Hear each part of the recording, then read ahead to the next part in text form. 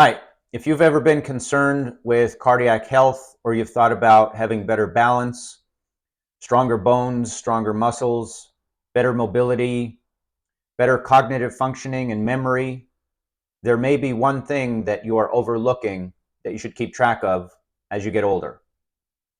My name is Joel, and this is the Movement approach, where we believe that if you move better and move more often, you will live a more fruitful and a longer and a healthier life.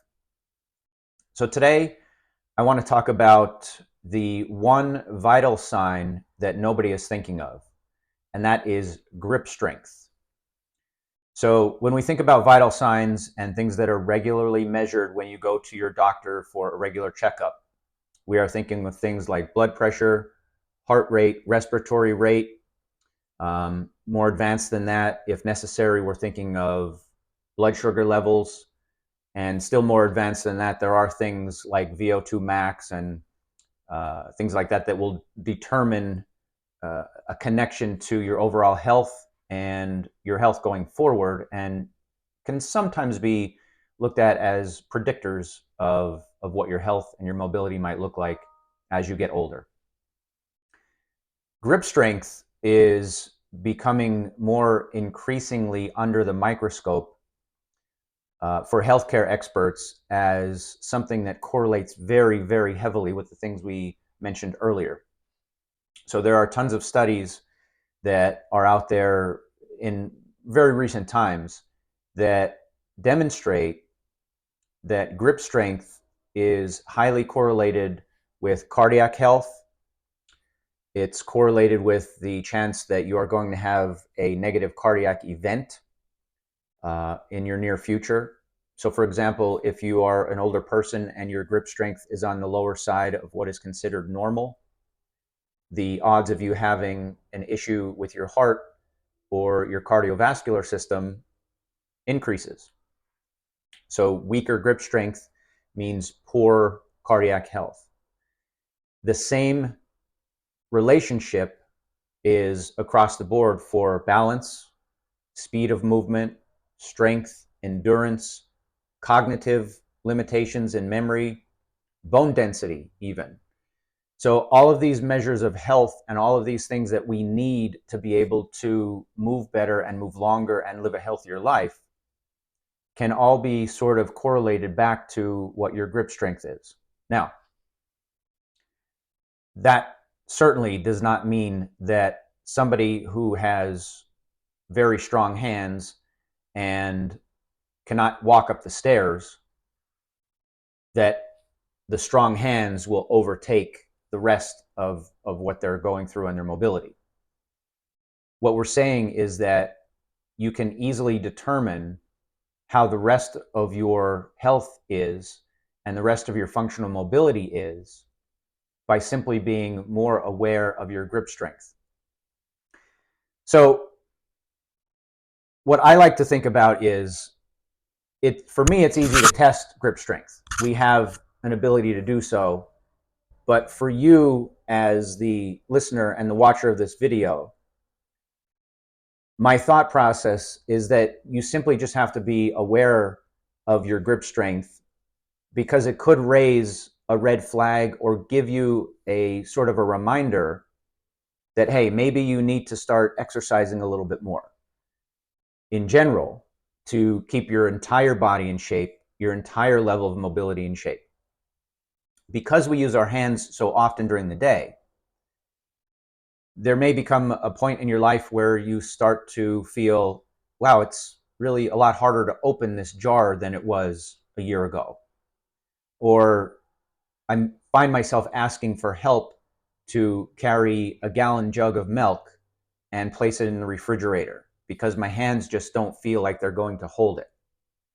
Or I can no longer carry 3 bags of groceries into the house. I can only carry 1 at a time because it just feels like my hands are not going to be strong enough to do that. Any measure of your real life where you start to think about when you're using your hand and it feels like it doesn't have the strength that's required to do the job in the way it may have in an earlier time of your life, that is just a signal that to me, your overall wellness, your overall health, your overall strength and balance needs to be worked on. So the idea with this video is not to present you with a series of exercises that will only improve your grip strength. I can do that, but it would be missing the point. You see, if somebody is overall very weak, let's say you have a gentleman or a woman in their 70s or 80s, and they have trouble getting out of a chair, they have trouble walking fast the way they did when they were younger, they have trouble with their balance, things have just slowed down for them for one reason or another. They're probably going to have grip strength that has also slowed down. So if I take that person and I only focus on improving their grip strength, I may be able to improve it by 25, 50%, 100% even. But if we neglect the other things, the improvement in grip strength will not improve your cardiac health. It will not improve your balance. It will not improve your bone density. Remember, this is just a correlation. And it's easy, like I said earlier, for you to recognize in your daily life when you're using your hands, the more difficulty you are experiencing using your hands, the more your body overall needs exercise. So one way you could kind of test things in a formal way is also a very, very rudimentary exercise that we might use. But you can regularly kind of just get a sense. It's not a measurement. It's not a direct metric where you can write it down and say, my grip strength is 110 pounds. It's just a general kind of a sense that you can get by doing it on a regular basis. And then in your memory, comparing that to an earlier time.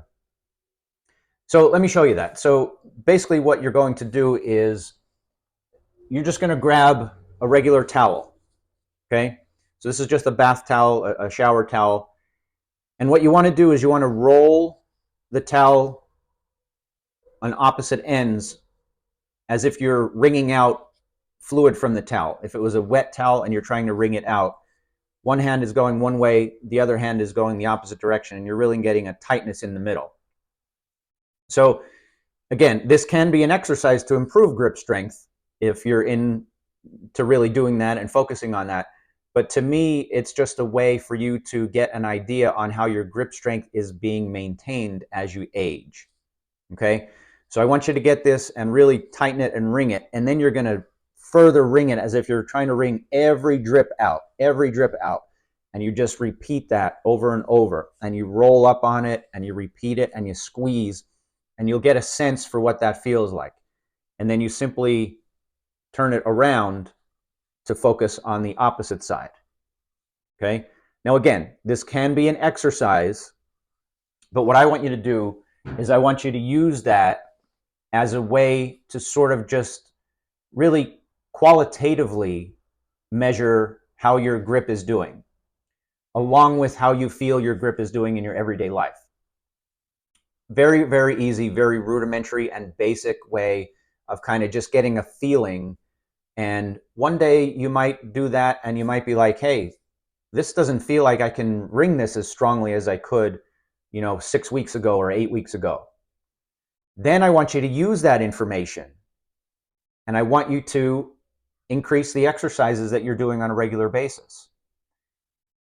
A daily exercise program is beyond the scope of this particular video. You certainly will find many things on this channel relative to daily exercise that you can follow. But the point of this exercise, the point of this video is to give you another way to just really grossly and simply measure how you are measuring up when it comes to your overall health. And then if you realize that something as simple as feeling a strong grip and maintaining the ability to grip strong and do things with your hands, it probably means that you're also doing things that benefit your heart. You're also doing things that benefit your bone density. You're also doing things that benefit your balance and your walking speed and your endurance and your cognitive capabilities, because they're all connected. So keep your grip strength up. Measure it regularly with this very, very simple kind of a test. Listen to your body when you're doing everything on a daily basis with your hands. And if you're realizing that your hands aren't doing as well as they had in prior months or weeks or years, do more exercise. Do exercise more often. You'll find a bevy of different ways to exercise appropriately and specifically for different needs in your body on this channel as time goes on. And certainly the internet has become a wealth of knowledge and a resource for those same things for elderly people who are trying to really take control of their health, take control of their health span, and live a longer life that is mobile and happy and functional. So again, make sure before you engage in any exercises that you check with your doctor first. The advice that I give you is very general, and it can be extremely helpful, but you have to make sure that your body is ready for the things that I may teach you. So again, remember, grip strength. The stronger your grip is, the more likely you are to have good cardiac health, good bone density, good balance, good strength, good endurance, good memory and cognitive capabilities. When you have all those things and they're in good shape, your life is probably doing pretty well. And that is the goal of this video, to use movement to make your life a happier life and a better life and a more satisfying life as you get older.